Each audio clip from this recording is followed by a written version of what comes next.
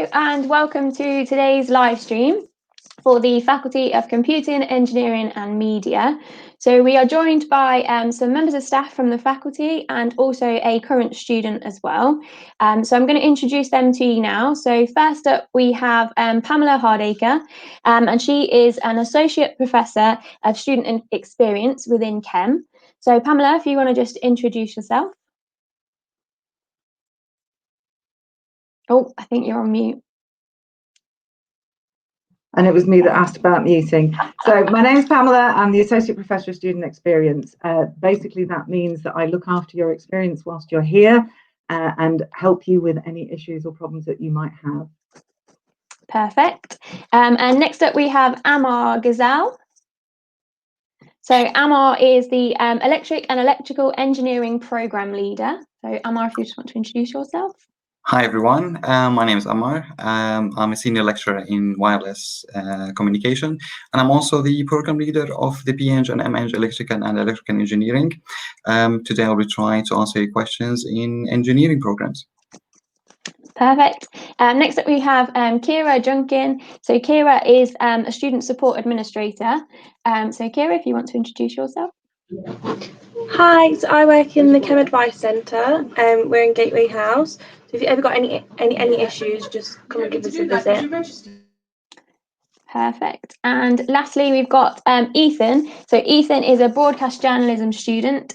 He's a current student, so he'll be able to answer a lot of your student lifestyle questions, student experience questions as well. So Ethan, if you want to give us a little introduction. Hi, yeah, so I'm third year broadcast journalism student. I also run Demon TV this year, station manager. So yeah, I've been here for 3 years now, well, 2 and a bit.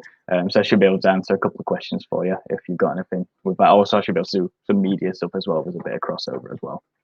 Perfect. And obviously you'll be a guru on Demon Media as well, which I'm sure we'll get lots of questions on. So yeah, if we just head back to you, Pamela. So if you just want to give us a little bit of an introduction to the Faculty of Chem. So just maybe talk a little bit about some of the measures that have been put in place with current situation and things like that. Okay, this time I've remembered to unmute my microphone, so that's helpful. And I forgot to say in my first bit that I also teach in the School of Computing. So you've actually got somebody here today from each of the schools if you've got questions. So like the rest of the university, the Faculty of Chem have put in place a number of measures to protect students when you return to campus, when you come to campus. We've got one-way systems in place, we've got the sanitisers in place. Social distancing will be achieved by reducing the group size and putting groups into larger rooms than they would normally have been in. But it's going to be changing times. There's been another announcement yesterday, and one of the things that all the schools and faculties are doing is adjusting what we do as the time goes by. I think the most important thing to reassure people is that you will get contact with your tutors, and you will get face-to-face contact where possible. That will be timetabled. So you will be able to meet with people, the social distancing rules allowing, obviously. And then the other side, the other part of the blended learning that you will have is online teaching as well. It's useful to remember that DMU have been using online teaching for quite a long time. With our UDL, that's Universal Design for Learning measures, we have recorded lectures for many years. So this is actually something that we've been working on for quite some time. But I think the biggest piece of advice that I can give to everybody is if you're not sure, ask. Make sure that you talk to somebody, whoever it is, whether it's a program leader, myself, the advice centre, just make sure that you talk to us. We're doing everything that we can, but if there's something that you feel maybe could be done better, or there's something else that could be done, please let us know. That's the most important part. And you touched on there, Pamela, about the Advice Centre. So you'll see along the bottom of the screen today, we've got the Advice Centre email address and phone number. They're all on there, and we'll leave that on throughout the stream today. So if you do have any questions, if they're not answered in this live stream or anything like that, then you can always drop them an email, give them a call, and they'll be able to answer those questions for you. That's before you join us here at DMU, and also during your time here at DMU as well. So that's not just limited to now. So Ethan, if we just go to you quickly, just before we get into the Q&A section, Obviously, you were a student towards the end of last year. So what was that sort of like? With things moving online, with people being in lockdown, what was that like? It was quite weird in terms of adapting with it, and so we're not going into lectures and doing things online. Luckily for my course, there was only a couple lectures left and seminars and things when things started going online. So I only did about 10 before the term ended. But in terms of things like my coursework and everything like that, that's been online all year anyway. So we submit it online. That can be sent anyway. So it wasn't too different to get our final pieces in. It was just adapting to how things are changing to doing lectures online, which wasn't too difficult in the end. It's just a bit different, really. Yeah, and obviously it was the adapting of university life, but then just life in general, wasn't it? I suppose so. It was a big change for people. So we have got a first question coming through. When do we get our timetables? So if somebody could answer that, maybe Kira, you might be placed to answer that. Yeah, so Monday the 20th of September, you receive your timetable for returning students. And then on the 1st of October, new students, you will receive your Perfect. So that's a question we've had quite a lot over the last few weeks or so. So there is the answer to the 1st of October for all new students. And that will give you just a better idea of when you'll be expected to be on campus, and also when your lectures or seminars will be online, and you'll be learning online as well. Okay, so we also have a course-specific question for computing. So computing. What are the percentage of coursework for this degree? So Pamela, I think you might be best placed for that one. So with the computing degree, there will be some optional modules, so it's very hard to say exactly what the proportion will be, but what I can say in most of the computing courses is that a large proportion is coursework, and a lot of what's left is often phase tests rather than actual exams. There are still 1 or 2 exams, but there is a fair amount of coursework.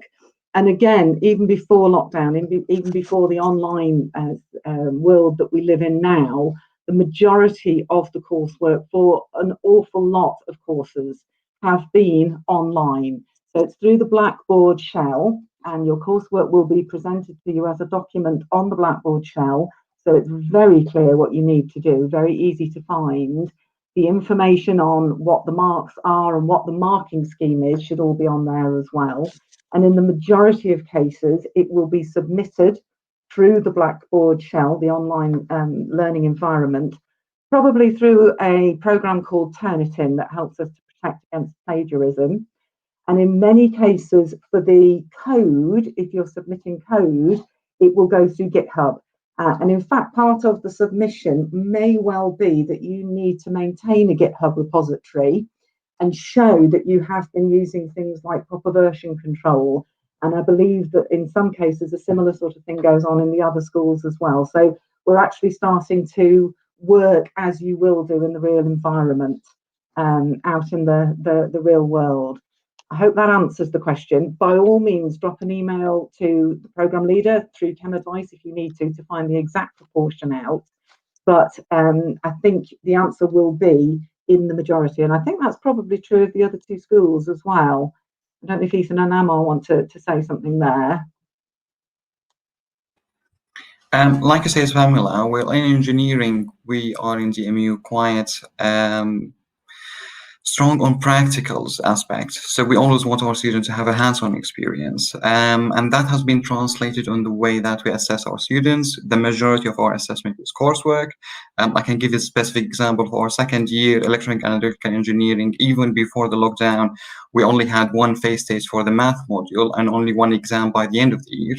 And the rest is coursework, project-based, problem-based assessment. And that will continue with the COVID-19 plan. For media, it's mainly coursework again. I've not done any exams for my course all the time, but we've had sections where we're like making projects, we're making videos, or we're making audio pieces. which you then submit differently, basically. But this year we had things like a dissertation prep we could do, or a practical project.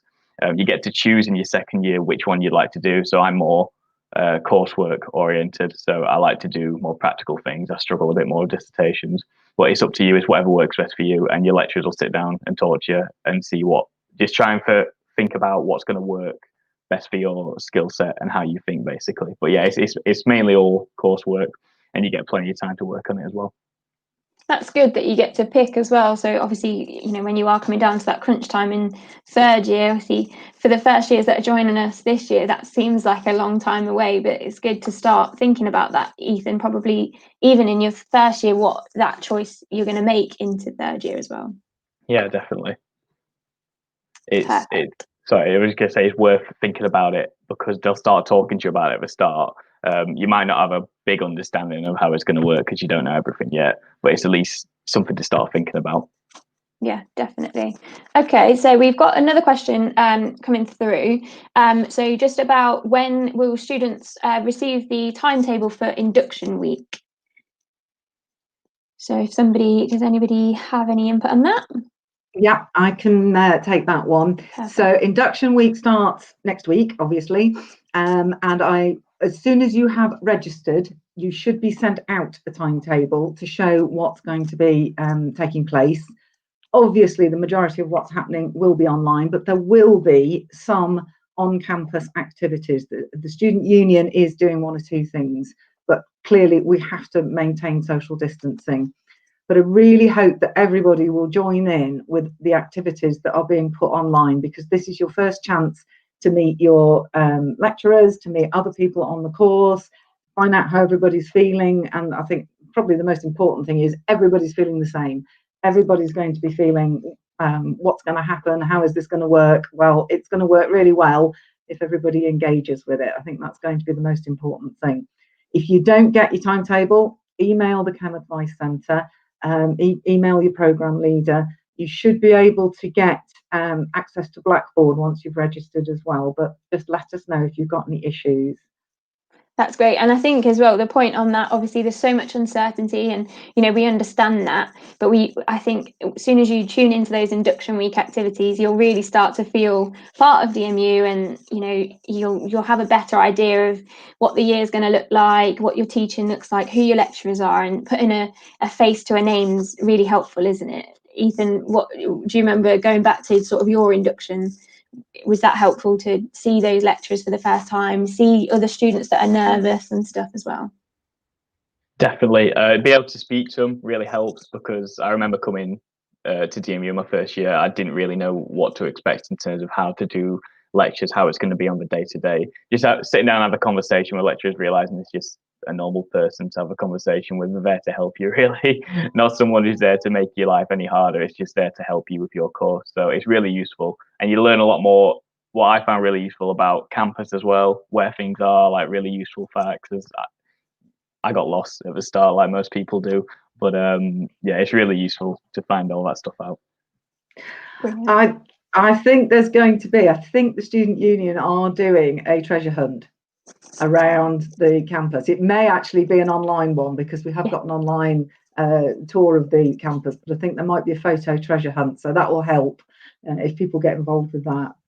And all of the students' union stuff can be found on the DSU website, or through their social media as well. So you can search for them just through Google if you type in the Montfort Students' Union, and there's a full Freshers Week activity schedule on there.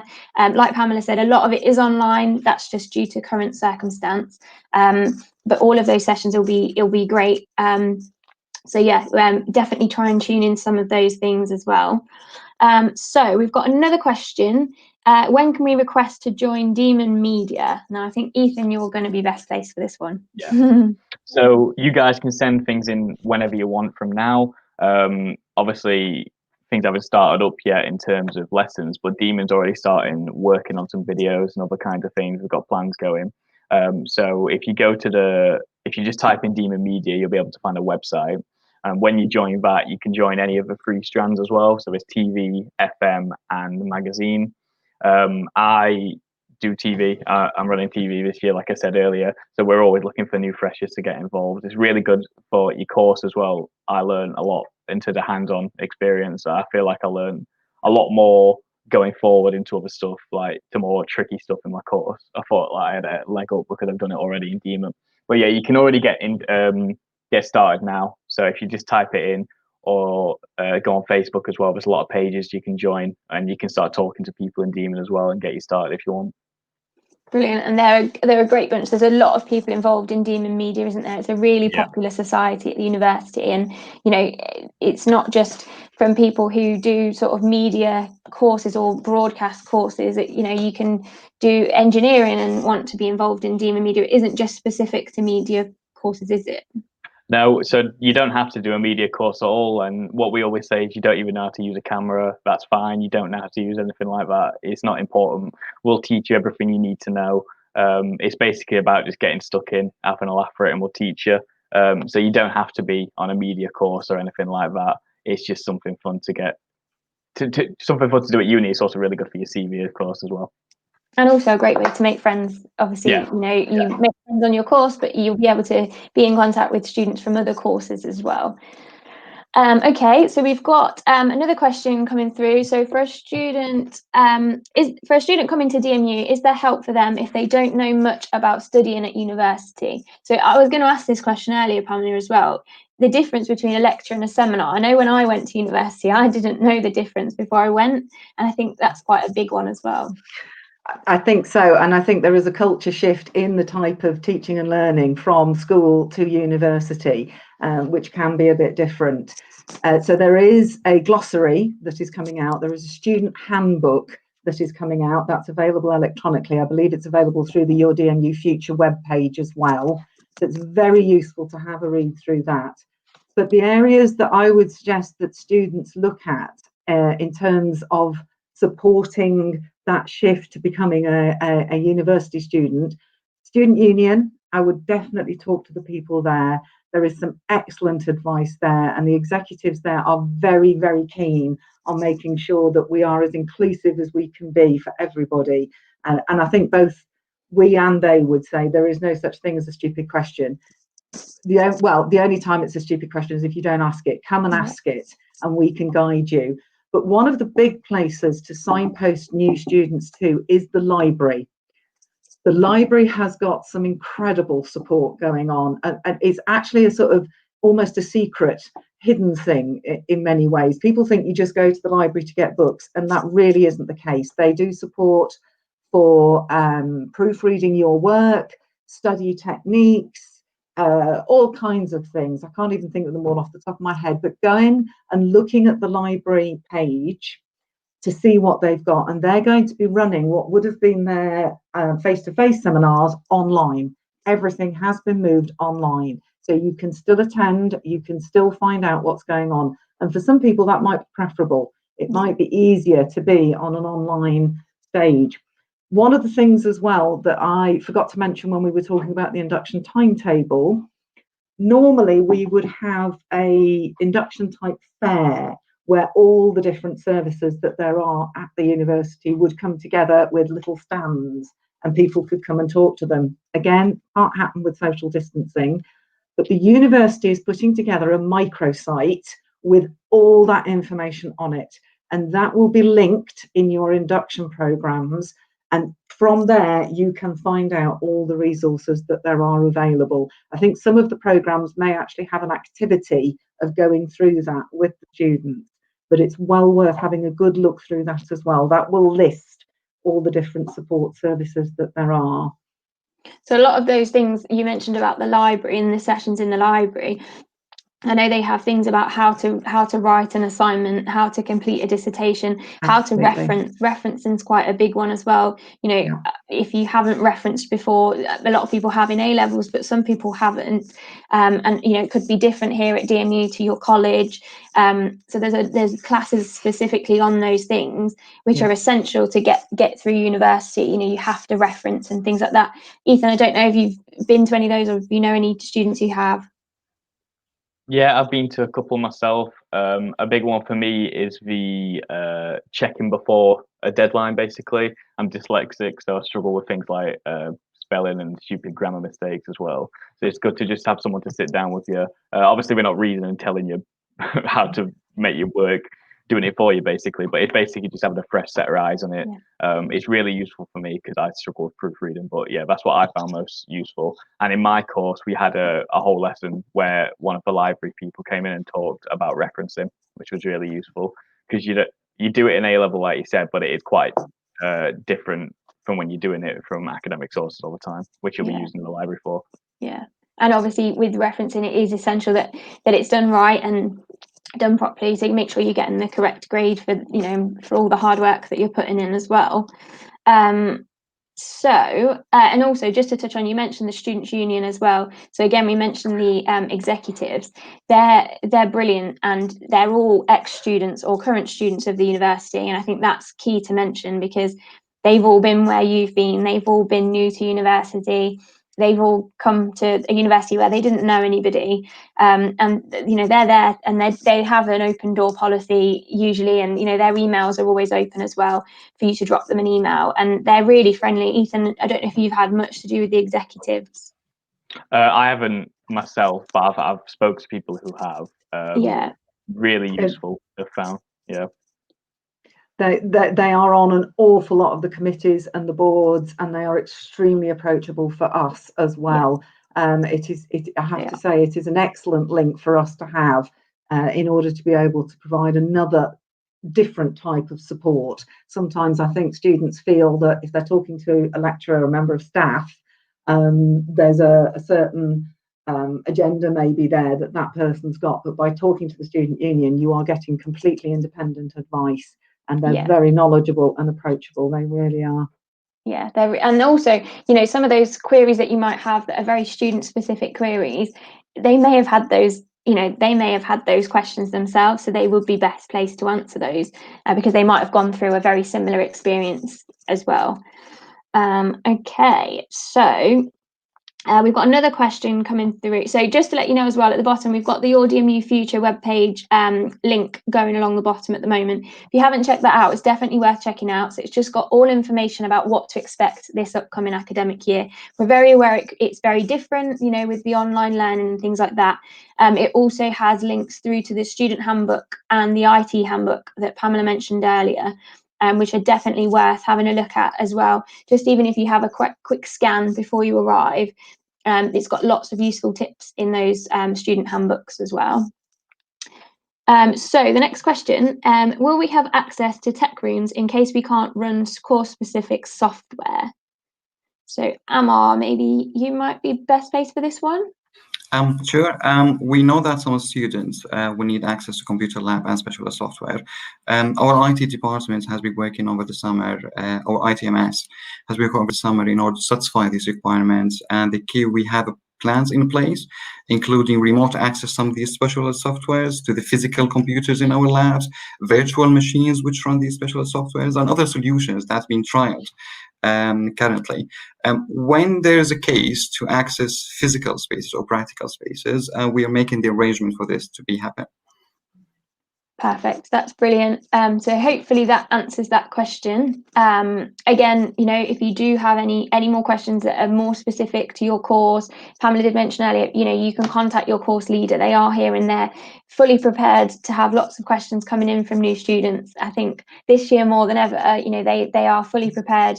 Pamela, you've probably had quite a lot coming through, and I know your team are probably really prepared for that as well. Yes, we've had an awful lot, and probably very different ones, as you imagine, to the normal years. But I think the most important thing is to realise everybody is in the same boat. Although I did hear that the phrase is, we're not all in the same boat, we're in the same storm, but some of us have got different boats, and I think that is very true.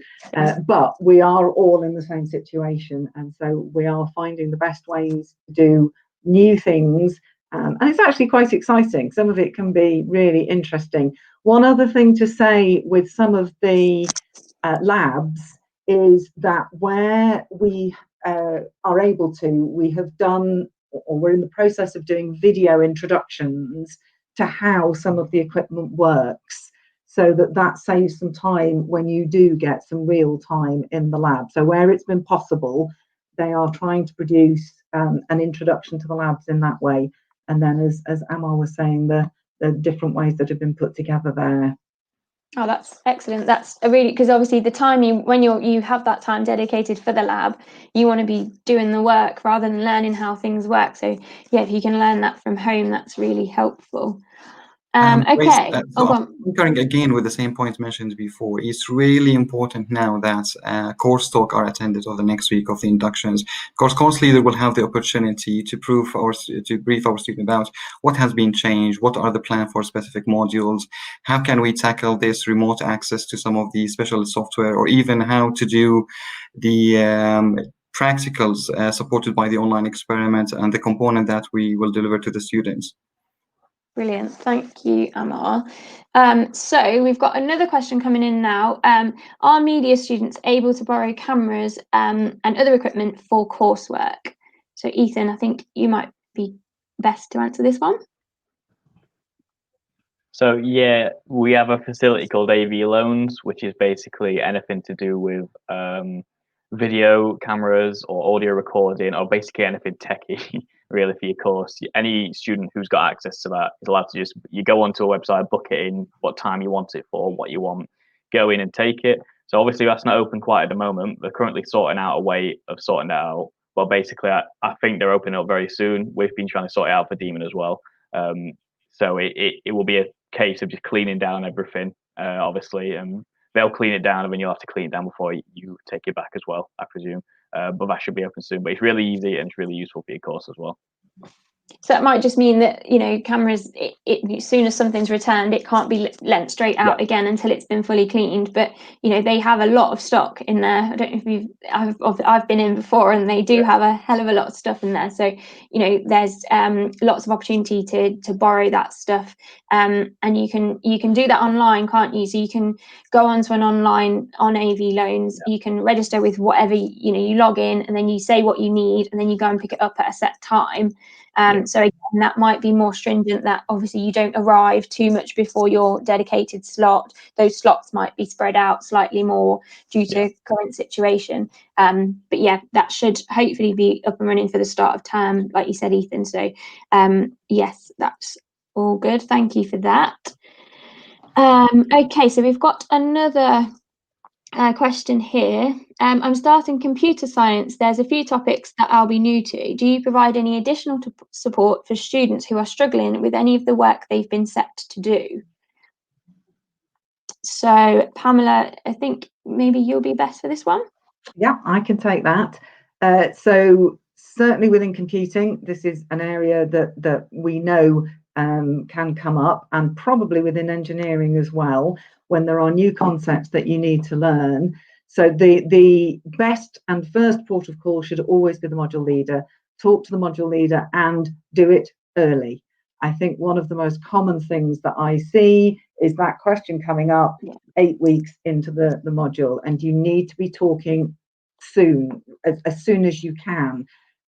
I know that sometimes there can be a sort of embarrassment about coming forward to say that, but the sooner you say it, the sooner that it can be done.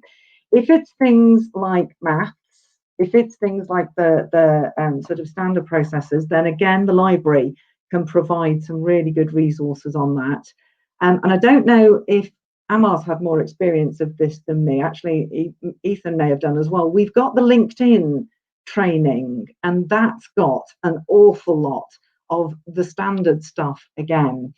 And this is not trying to get people to go and learn online instead of with us. This is as a support on top of that. The most important thing is to talk to the person concerned. So there is support around. There is also a response. We were talking earlier about the difference between school teaching and university teaching.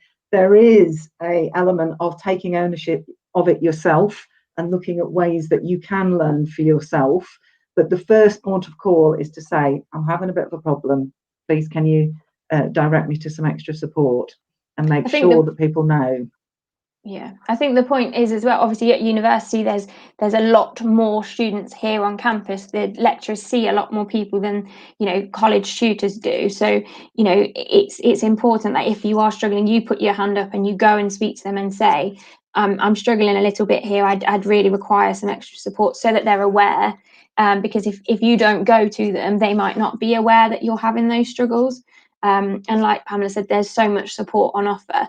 And you touched on LinkedIn Learning there. So that was something that was released when we went into lockdown at the start of the year, towards the start of the year. That was something that was launched then to support students, alongside obviously the online lectures as well. So like Pamela said, it isn't an alternative, it's an alongside. And you know, it's actually a really good thing. Again, we touched on sort of talking about your CV and stuff earlier, but again, that's stuff that you can add to your CV as well. Okay, so we've had a question come through. I have registered, but I'm yet to receive a timetable for induction week. Kira, would you be able to sort of touch on that a little bit, maybe offer some help? Yeah, so you should receive your timetable for induction by the end of this week. If you haven't received it by Friday afternoon, just give us an email. It should be on the bottom of the screen, and we can chase it for you, and we'll just let you know.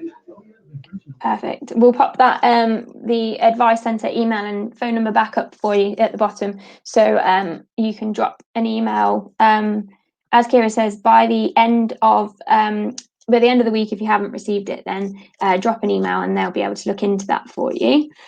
We've got another question. So how can we contact our course leader? So Amar, would you be able to help with that one? The best way is if you go to the program shell on Blackboard, you will find the staff contact. And the staff contact, you will find the email address of your program leader and their phone number, link to the personal page. So the best thing is either to contact them by the phone or drop them an email. If you're not sure who's your course leader is, send an email to the Advice Center and they can signpost you. They're quite supportive, quite responsive, and they will generally take you to the right channel. Brilliant. And obviously this year it will be slightly different because they'll be making appointments to see students, won't they? So you know, dropping that email as soon as you need to see them, the earlier you can contact them, the better, so you can get booked in, maybe. Sure. So the email is just to initiate these kind of conversations, and it depending on your inquiry and depending on the thing that you inquire about, it's not something that can be sorted out by email. Your program leader or course leader will get back to you with the answer. If that's required by an appointment, certainly your course leader will get back in touch and arrange it using one of our platforms, whether it's MS Teams or Collaborate or any other platform that we currently use for such appointments and meetings. Brilliant. And then obviously we've mentioned Blackboard quite a few times now. So Blackboard, as Pamela mentioned earlier, is the shell. So you'll have, that's basically your go-to for student stuff. You will receive an email and a login for that. As soon as you've registered as a student and you sort of started at DMU, all of that information will be sent out to you. Once again, if you know, once you've started, if you still don't have access to that, so sort of by the 5th of October, when you've officially started your course, if you still don't have access to that, then again, we've popped the email address and number at the bottom. But if you contact the Chem Advice Centre, they'll be able to give you, you know, be able to sort that out for you. Okay, so have we got any more questions coming in? Let's have a quick look. So this is quite a common question. How will I hand in assessments / complete exams? So obviously that will be slightly different this year. So Ethan, maybe if we go to you first, the assignments and things you handed in towards the end of last year, how was that done and what was that like? So, like I said, we use Turnitin, we use Blackboard, and we also use something called WeTransfer, which is what we use for bigger programs and like video files, things like that. Basically, they're all just Turnitin is part of Blackboard. It's part of a shell. You literally just type in your name and what you want to call your work, and then it'll you upload it, and then it proofreads it, like you said, to make sure it's like plagiarism and things like that. Then your lecturer marks it, basically. And then WeTransfer is just a website you use, which your you send an email to your lecturer, they'll give you an email address to use, which just transfers a file, basically. That's how it works for mine. That's how it worked for all year, as well as near the end as well. Okay, so that didn't change. And I remember when I was a student, Turnitin was the way we handed stuff in anyway. And I know the university was trying to move to sort of paperless anyway. So that's probably not changed. Turnitin would have been the way you would have handed assignments in anyway, nothing's wouldn't it? changed at all in terms of that, because I didn't hand in any pieces. I've shown my lecturer pieces in person, but that was my choice. That wasn't needed. Do you know what I mean? That was me just showing them. You can easily just email them a piece to have a look over. Perfect. And then Pamela or Emma, if you want to sort of maybe touch on the assessments and exams question as well. So like Ethan said, Blackboard has been used for a while as our platform to submit, and this hasn't changed. Most of our coursework, lab report, all these sort of things can be uploaded to the Turnitin. Face tests, we switched to the face test, which is an online, again, through Blackboard. It gives us the flexibility to do multiple choice questions or even writing essay using the Turnitin and Blackboard. Other more specific cases of submitting coursework is, beside the report, you might be asked to do a demo. This is for the engineering, and this is usually arranged. If you have a face-to-face practicals, you could do it within the practical space, or you can do it online. And the module leader will explain the assessment method at the beginning of their module and tell you how they meant to assess you and which platform is going to be used. Perfect. Thank you, Amar. Okay, so we've got quite a few questions coming in just about face-to-face learning. That's a really common question that we're getting at the moment. So I think it's just that bit of reassurance that students will get that face-to-face learning, won't they? With current guidelines, you know, they probably won't get as much as they would before, but there will be that element, won't there, Pamela? There will. In some ways, there'll be two types of face-to-face, the way that I look at it. One is actual face-to-face, so in classrooms, in labs, in seminar rooms, with the social distancing in place and with the relevant checks to make sure that we are correct in what we're doing. But also there will be face-to-face like this, like we're doing right now. We run labs using something called Blackboard Collaborate, which means that students are online with their lecturer. They can ask real-life questions, share the screen. Again, as Amar was saying earlier, when we went to online teaching during lockdown, it was really quick. It was overnight, and everybody had to suddenly adapt and change and get everything up online. And actually, it went incredibly well. I ran my first 2 labs online in the first week, and we had quite good participation. People could ask the questions. I could show the code. No one was leaning over anybody's shoulder, so there was that clearer way of doing things. So even though it's online, it's still quite face-to-face. It's still, and you can do support sessions, one-to-one sessions online like this. And it will be adapted, it will be adjusted as the rules allow as we go along. I think as well, the point to make about, you know, these sort of sessions, so through Blackboard Collaborate, Microsoft Teams, that's how people are working now out in the world. Yeah. So in some ways, as much as this is a situation that we're all having to adapt to through no choice of our own, it's actually teaching us skills to go out into the workplace, isn't it? I mean, you know, I know some staff have been working from home since March through Microsoft Teams. So, you know, it is giving you those skills and experiences as well. Ethan, oh, go on, Pamela, sorry. No, I actually think that's incredibly true. And my feeling is, when I look round at my friends in industry, the genie is out of the bottle. It's going to be very difficult to go back to the everybody pouring into work every day. So yes, I think these are life skills actually that people will need to learn, is how to interact on an online environment and team. Definitely. Ethan, how have you found those sort of online sessions? Have you, you know, through Teams or Blackboard Collaborate? I found them fine. So we use Blackboard for my lectures at the end of last year, and I'll be using it for them this year as well. it's pretty, well, not pretty, it's really, you literally click a button and when you're on it, because you're signed in through Blackboard anyway from your My DMU page. It does it all for you. Your lecturer will set it up and you join like any kind of video call, and then you can comment, you can interact, and it's really easy to get involved. The only difference is obviously that you're in your house. It's no different in terms of the actual work that you'd be doing, although it's a lecture, so it depends what it is in terms of work, but you're still watching or listening to a lecturer. Yeah, well, there is the one difference. You can actually be wearing your pajamas from the waist down, and that's very true. You just need to make sure you make your bed, that's all, if you're in bed. Made that mistake. So another question, again, one for you, Ethan, if that's okay. How can we join societies when we arrive at, or come to DMU? That's a good one. So if you go onto the DMU Students' Union website, you'll see a little thing. I believe it says societies, or it might be like get involved or something. And then once you go on societies, you can view them all. You can click on them, and they'll show you like information about them. They'll have normally some little videos or photos about what the society is. And then below it'll be like get involved or contact our team or something like that. And then you can literally just send an email or sign up for their list. And how it works for Demon is just a list of people who've signed up. And then we'll start getting, we normally put them on like a big thing and send them a welcome package and tell them how to get involved and things like that. So basically just go to the website, the Student Union one, and then it'll tell you which Facebook ones to join and which WhatsApp groups, anything like that. And then you can just sign up for there.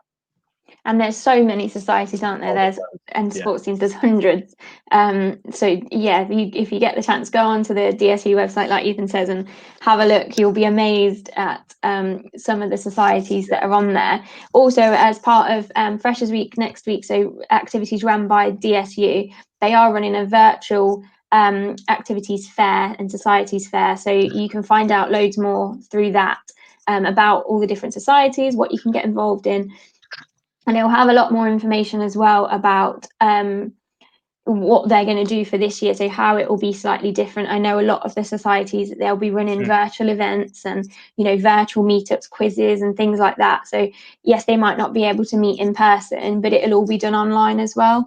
So again, that's a good one for any students who, international students particularly, if they aren't able to get to Leicester right now, they'll be able to still take part in those sort of things as well.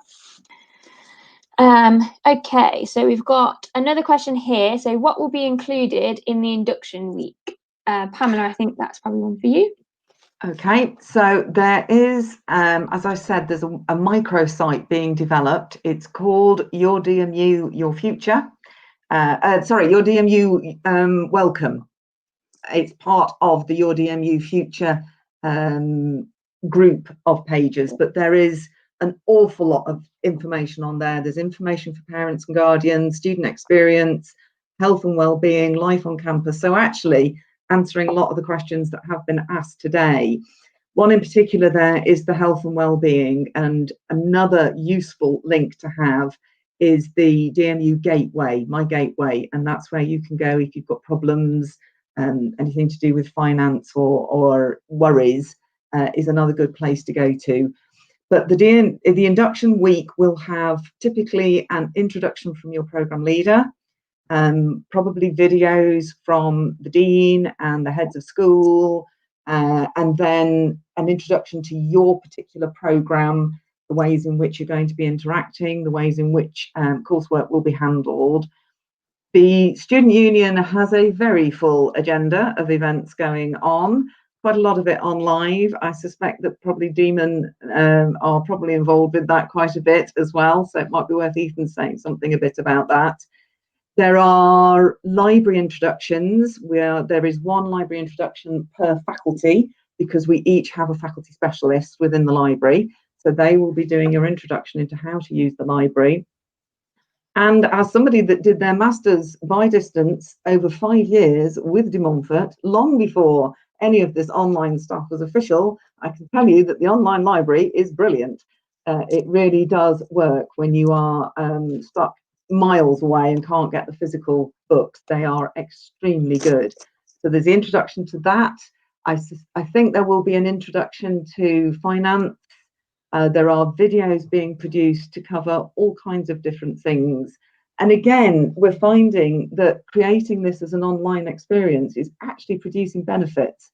It means that if for some reason somebody misses one of the things that would have been presented live, they can now watch it whenever they need to, and they can go back to it and watch it again if there was a link or something in the information that they need to pick back up. So I don't know. So if you're doing an assignment, say on that specific topic, and you think, oh, I know they said something about that in the lecture, you can watch that back. And I know that's been something that DMU have done for a while through DMU Replay, but obviously that's so key now.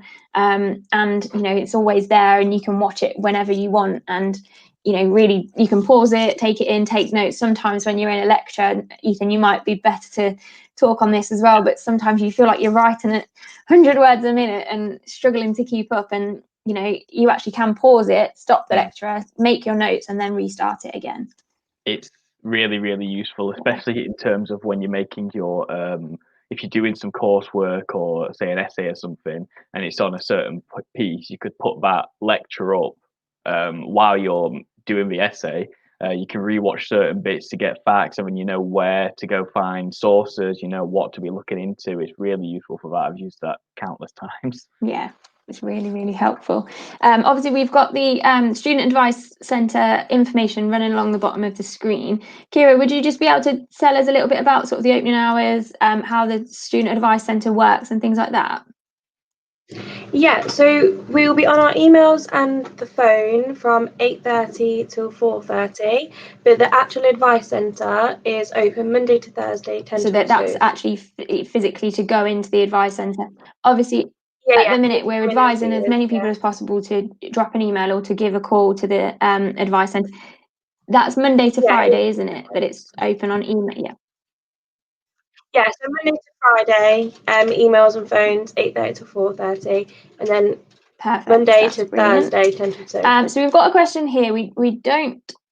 We might not have the specific answer, but it is something we can look at. So we've got quite a few questions just about software.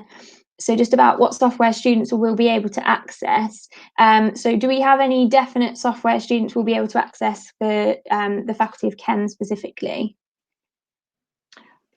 So one of the things to say there is the software is reviewed every year for what is needed for the courses. That will be made available by some method, and there are different methods. For example, MATLAB last year, there was a site-wide license and you can download it yourself. You use your own DMU login, and so all staff and students can download MATLAB, and that I think will be happening again this year.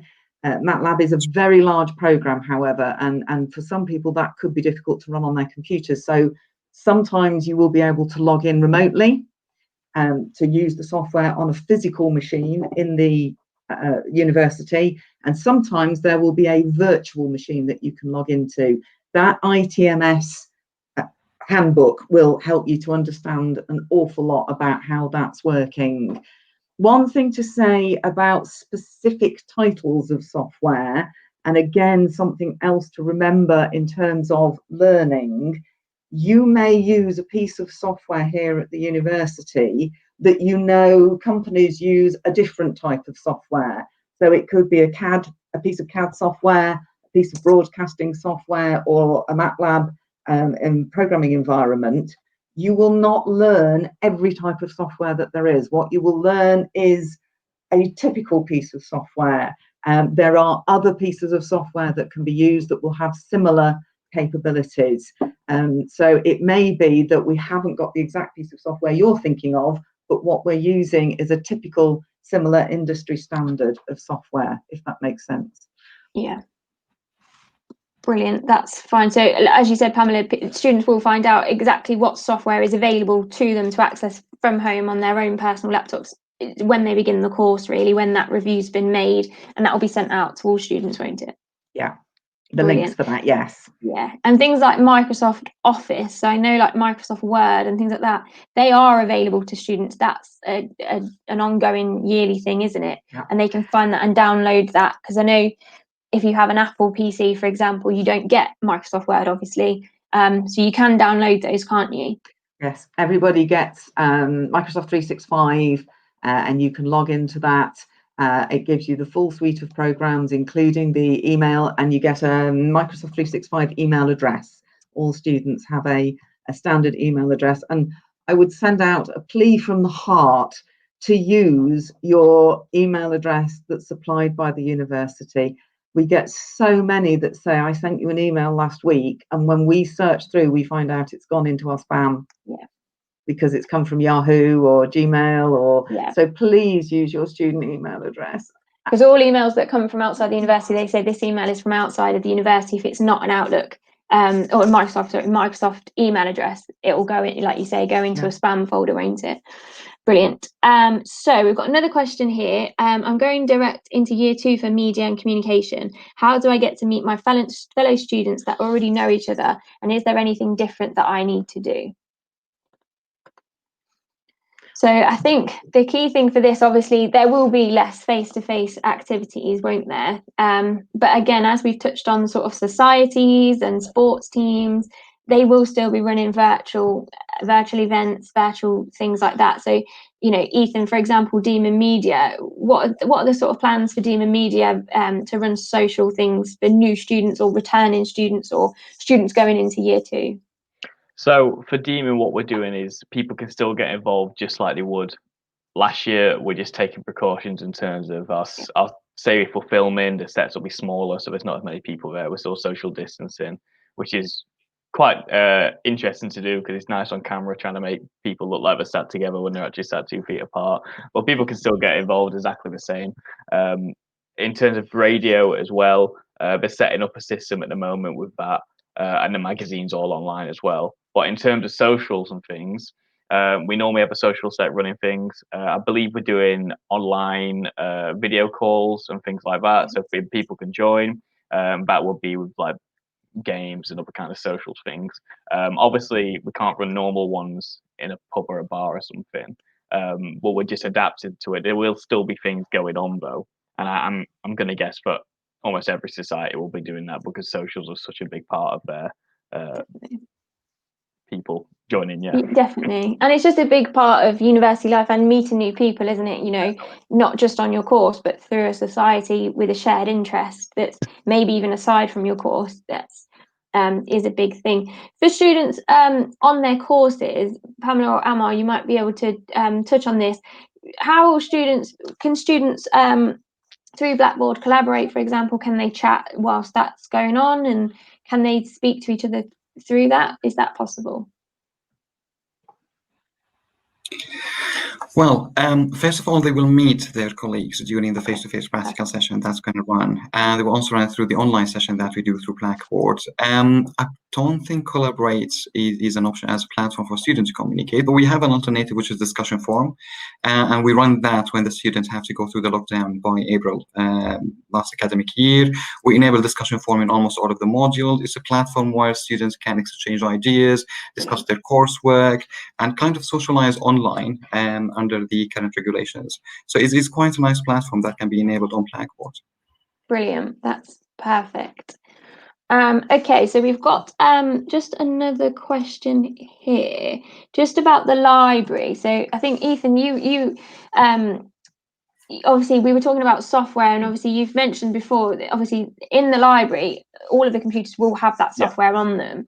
Amar, I think you might be able to help us out. Just will students be able to use the library and things like that?